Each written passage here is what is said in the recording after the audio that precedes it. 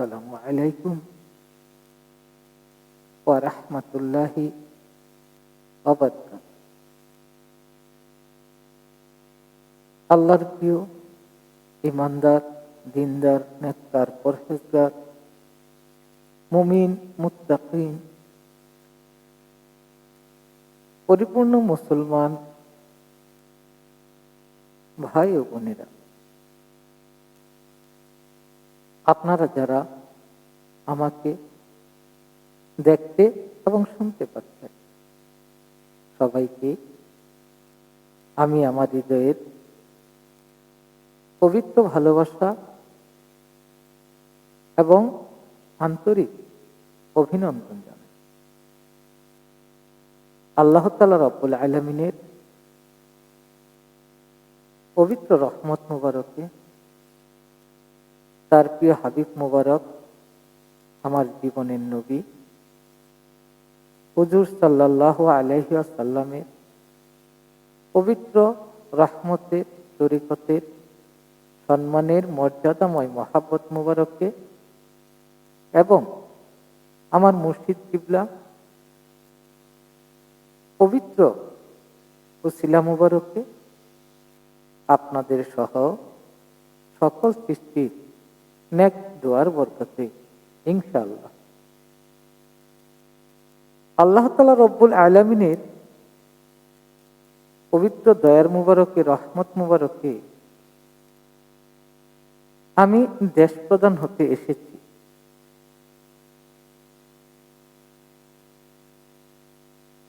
যারা আমাকে দেখতে এবং শুনতে পাচ্ছেন, আল্লাহ তাআলা রব্বুল আলামিন আমাকে যতটুকু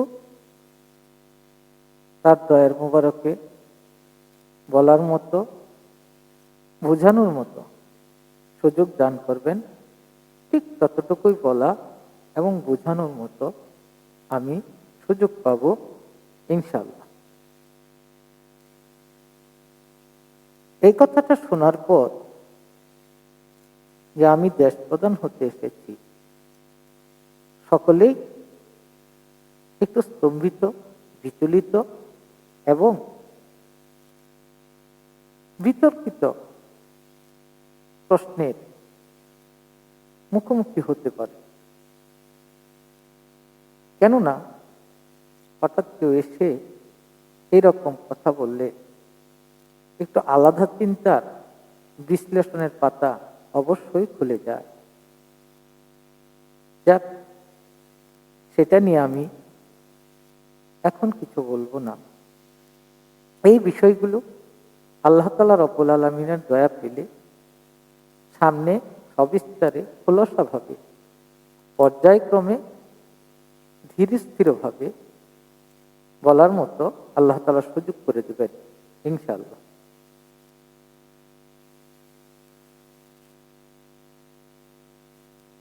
আমার জীবনে তিনটি মৌলিক চাহিদার ভিতরেই সীমাবদ্ধ এবং সম্পূর্ণতা শেষ হবে ইনশাআল্লাহ। প্রথমটা আমি প্রকাশ করব না, দ্বিতীয়টা প্রকাশ করব, তৃতীয়টাও সময়ের সাপেক্ষে হয়তো প্রকাশ করা হবে দ্রুতই ইনশাআল্লাহ। আল্লাহ তাআলা রব্বুল আলামিনের দয়াতে দ্বিতীয় প্রকাশে সেটা হচ্ছে দেশের প্রধান হওয়া ইনশাআল্লাহ। আমি দেশ প্রধান হতে গেলে বর্তমান পরিস্থিতির উপর যদি বিশ্লেষণের পাতায় একটু হেঁটে যাওয়ার সুযোগ হয়, তবে যেইগুলো আমার সামনে আসবে আমি তাদের কথাগুলোই আপাতত স্বল্প আকারে বলার চেষ্টা করব ইনশাআল্লাহ। প্রথমত, বাংলাদেশের রাজনৈতিক দলগুলো এইখানে আমার সামনে দাঁড়িয়ে আছে। বাংলাদেশ বৃহৎ দল আওয়ামী লীগ, দ্বিতীয় দাঁড়িয়ে আছে বাংলাদেশ জাতীয়বাদী দল বিএনপি, তৃতীয় জামাত এবং জাতীয় পার্টি সহ অন্যান্য দল, চতুর্থ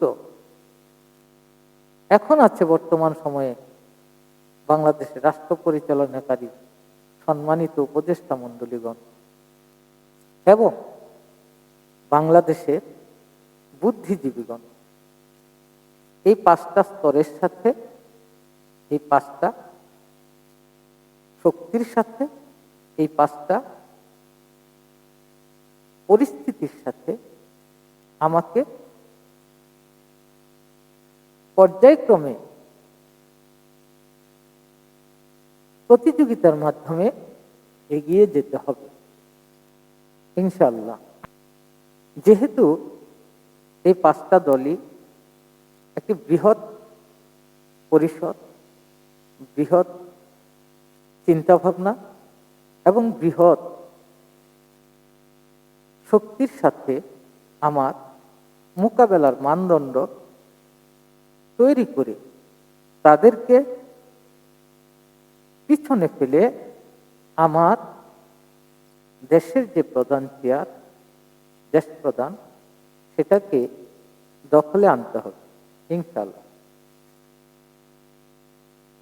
কিন্তু আমার না আছে কোনো জনসংখ্যার শক্তি, না আছে কোনো বুদ্ধিজীবীদের শক্তি, না আছে কোনো সাংগঠনিক শক্তি, না আছে কোনো আর্থিক শক্তি। এই 4টা শক্তি একটা দলের খুব গুরুত্বপূর্ণ মৌলিক চাহিদার অন্তর্ভুক্ত এবং প্রত্যেকটা দলেরই এই 4টা মৌলিক চাহিদা কম বেশি করে সবাই পূরণ করে জাতির রাজনৈতিক দলগুলোকে স্বাবলম্বী করে সক্রিয় ভূমিকা পালন করে যাচ্ছেন। প্রথমত, এখন যারা সময়ের আড়ালে পড়ে গেছে বা সামনে অপেক্ষা করছেন, বাংলাদেশ আওয়ামী লীগ, তারা এখন সময়ের আড়ালে আছেন।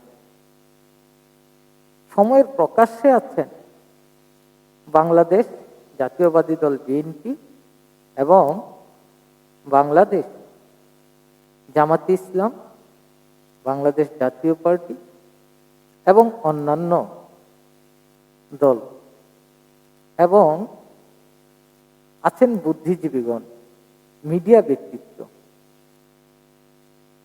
এবং বাংলাদেশে বর্তমান উপদেষ্টা পরিষদ দেশ পরিচালনা করে যাচ্ছেন। কিন্তু আমি একা দেশ প্রধান হতে এসেছি, কথাটা যদিও অনেক অদ্ভুত এবং অসম্ভব সীমানা নিয়ে টানাটানির মতো বিষয় তুলে ধরা একটা বহিঃপ্রকাশ করছি মাত্র।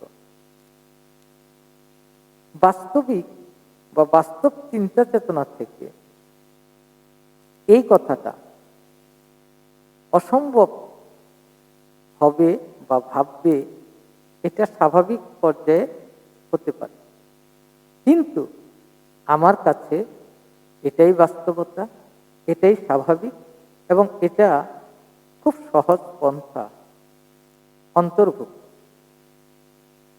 কেননা প্রত্যেকটা দলেরই গণতান্ত্রিক নিয়মে জনগণের উপরে নির্ভরশীলতায় জয়লাভ করে দেশের প্রধানমন্ত্রী হতে হবে। শুধু আমি ব্যতিক্রম, আমার কথাগুলো ব্যতিক্রম, আমার সিদ্ধান্তগুলিও হয়তো বা ব্যতিক্রম। আমার কোনো জনতার প্রয়োজন বোধ করবে না, আমার কারো কাছে যাওয়ার প্রয়োজন হবে না। আমার দেশপ্রধান হতে গেলে অন্যের সহযোগিতায় হতে হবে, এইরকম কোনো কিছুই আমার প্রয়োজনের অন্তর্ভুক্ত আসবে না। কেন? কারণ এখন একটু খোলাসা করে এগিয়ে যাই। প্রথমত,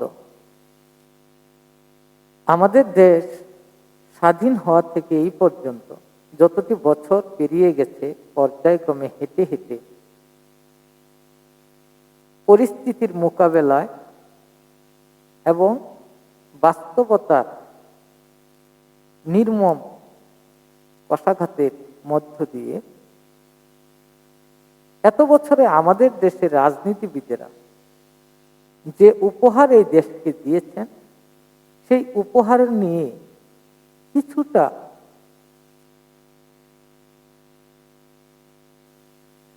আলোচনা করার জন্য আমি চেষ্টা করি ইনশাল্লাহ। দুইটা মানুষ আমি ছেড়ে দিয়ে অন্যান্য মানুষদের নিয়ে, অন্যান্য রাজনীতিবিদদের নিয়ে কথা বলব। দুইটা রাজনীতিবিদ আমি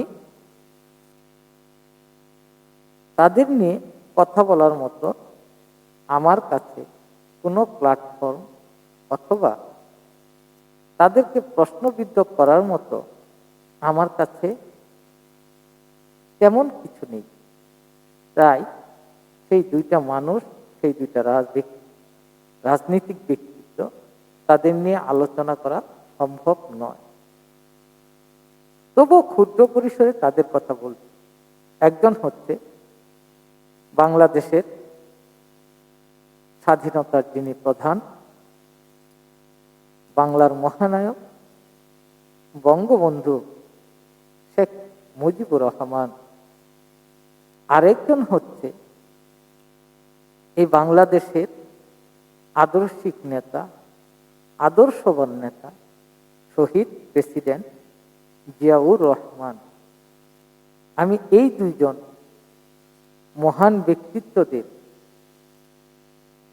বিষয়ে কথা বলবো না। বাদ বাকি অবশিষ্ট যারা এতদিন তাদের পর থেকে রাষ্ট্র পরিচালনা করে এসেছেন, তাদের পরিচালনার উপরে রাষ্ট্র পরিচালনার ব্যয়ভার থেকে, রাষ্ট্রের দায়িত্বভারের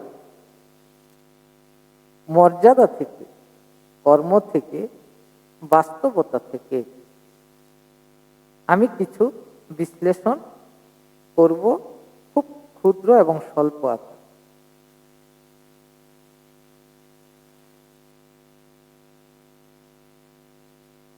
প্রথমত, এই দেশের রাজনীতিবিদগণ এত বছরে যারা যারা রাষ্ট্র পরিচালনা করেছেন, আমি নাম বলা অথবা না বলার নিয়ে কোনো প্রয়োজন বোধ করছি না। যারা পরিচালনা করেছেন, যারা সুযোগ পেয়েছেন, এই জাতির দায়িত্বভার নিয়েছেন সময়ের পর সময়ে, তাদের কথা বলছি। এই জাতি এখন এসে সম্বল কি দাঁড়িয়েছে? এই জাতি, এই জাতির সম্বলে সবাই দুর্নীতির মহামারীতে আক্রান্ত। প্রায় সবাই একেবারে অপরাধের নোংরা পানিতে ডুবে গেছে এই জাতি। কেননা এই জাতির সম্বলে এখন আছে সুদের লেনদেন, যা একটা মানুষকে একেবারেই মানুষের দপ্তর থেকে বাদ দিতে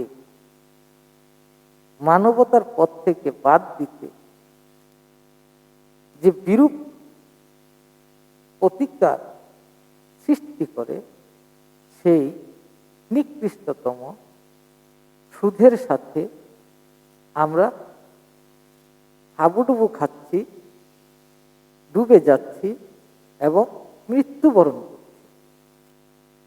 তার সাথে আছে ঘুষ, তার সাথে আছে আত্মসাৎ, তার সাথে আছে সিন্ডিকেট এবং তার সাথে আছে ওয়ারিশ ঠকানো। এই বেশ কয়েকটা বড় বড় অবৈধতা আমাদের প্রত্যেকের প্রায় বেশিরভাগ মানুষদেরকে গ্রেপ্তার করেছে, আমাদের সাথে সম্পর্ক করেছে। আমরা এই সম্পর্ককেই লালিত পালিত করে জীবনকে অতিবাহিত করছি। আমাদের সম্বলে এখন অহংকার, মিথ্যা, হিংসা, লোভ এবং পরনিন্দা, এইগুলো আমাদের সম্বলের প্রধান চাষাবাদ। এই জাতির উপর এটা আসলে আমার দৃষ্টিকোণ থেকে অভিশাপ এবং নাল্যত। কেননা এই জাতি এখন এই দুর্নীতি, নাল্যত অথবা অভিশাপ পর্যায়ক্রমে অর্জন করেছেন, জোগাড় করেছেন এবং এইগুলোকেই নিজেদের সংসারের আসবাবপত্রের মতো, প্রয়োজনীয় ব্যবস্থাপত্রের মতো এবং পরিস্থিতিকে সর্বসময় পরিচালিত করার মতো যে কর্মকাণ্ডগুলিকে ব্যস্ততার অবকাশে ঠাঁই দিয়েছেন, এই সবগুলি দুর্নীতির কর্মকাণ্ড। এই জাতির হাতে সম্বল বলতে শুধু দুর্নীতিটুকুই পুঁজি এবং অবশিষ্ট এবং জমাকৃত সঞ্চয় হিসেবে প্রতিষ্ঠিত। এই জাতি আমাকে কিছু দেওয়ার মতো সক্ষমতা, স্বনির্ভরতা বা স্বচ্ছতা বেশিরভাগ মানুষের কাছে বা জনসংখ্যার কাছে নেই। এই জাতি, আমাদের জাতি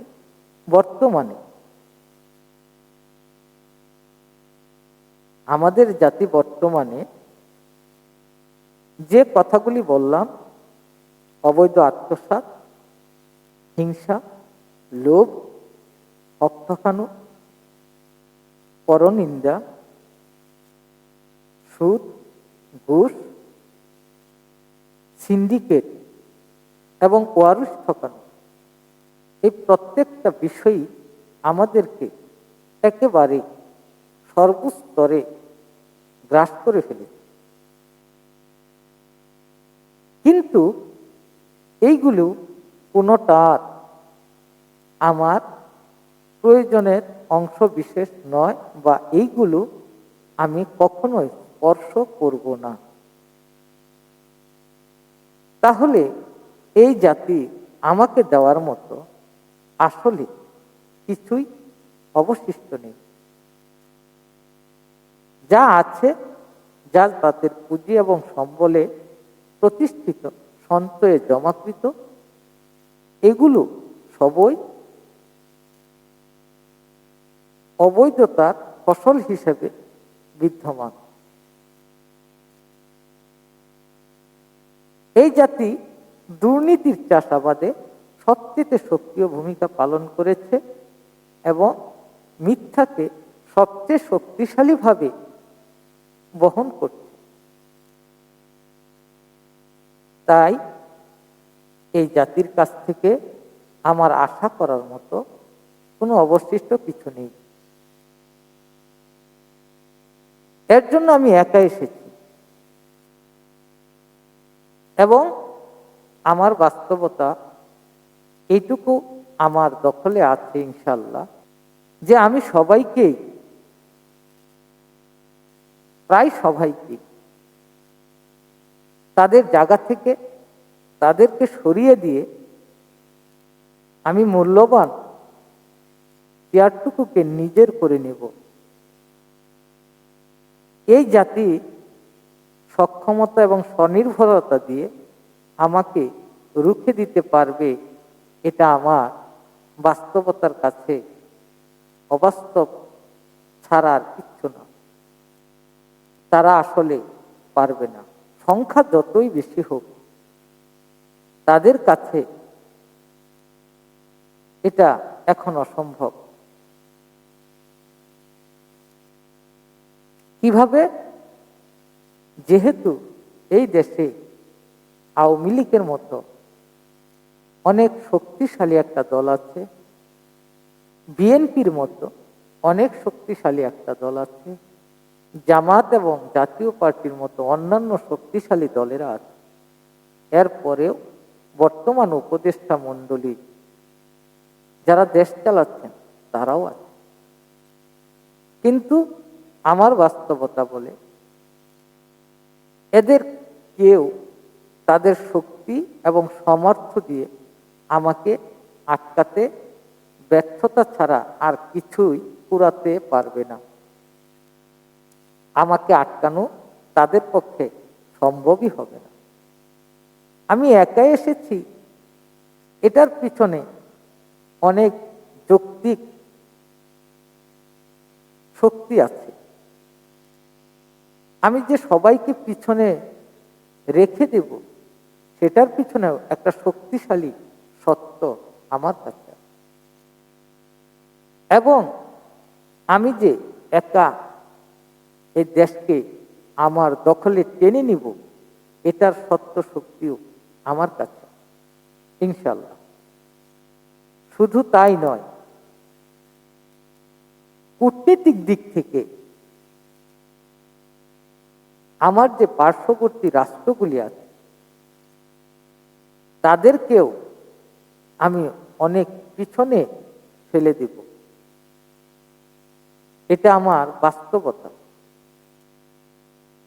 ভিডিওটা এমনিই অনেক বড় হয়ে গেছে, অনেক কথা বলার মতো যদিও ছিল, কিন্তু পর্যায়ক্রমে সেটা আস্তে আস্তে সময়ের পর সময়ে আল্লাহ তাআলা রব্বুল আলামিনের দয়া থেকে বলতে পারবে ইনশাআল্লাহ।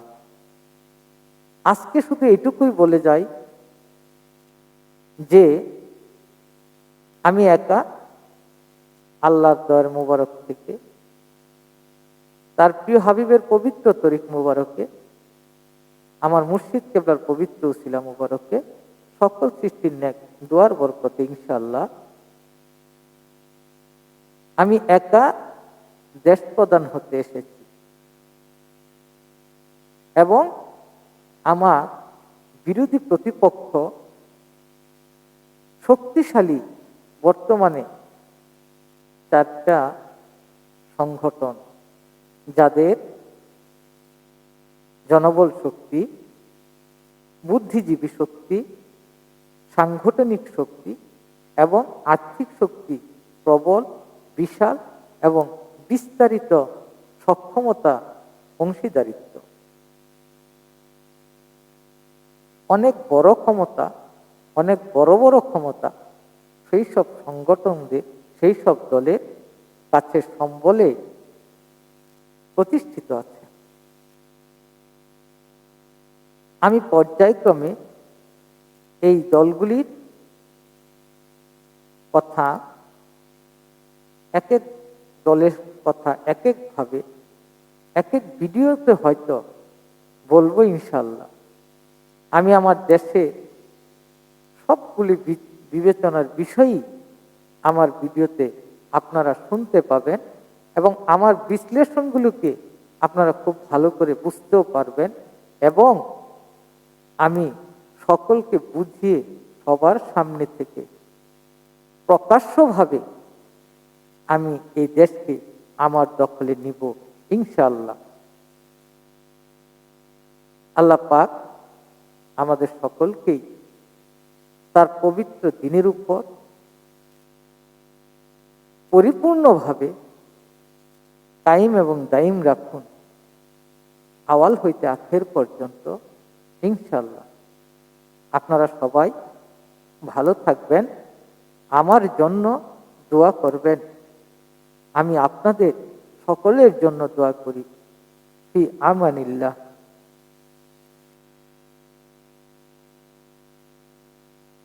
আল্লাহর প্রিয় ইমানদার, দিনদার, নেককার, পরহেজগার, মুমিন, মুত্তাকিন, পরিপূর্ণ মুসলমান ভাই ও বোনেরা, আসসালামু আলাইকুম ওয়া রাহমাতুল্লাহি ওয়া বারাকাতুহু।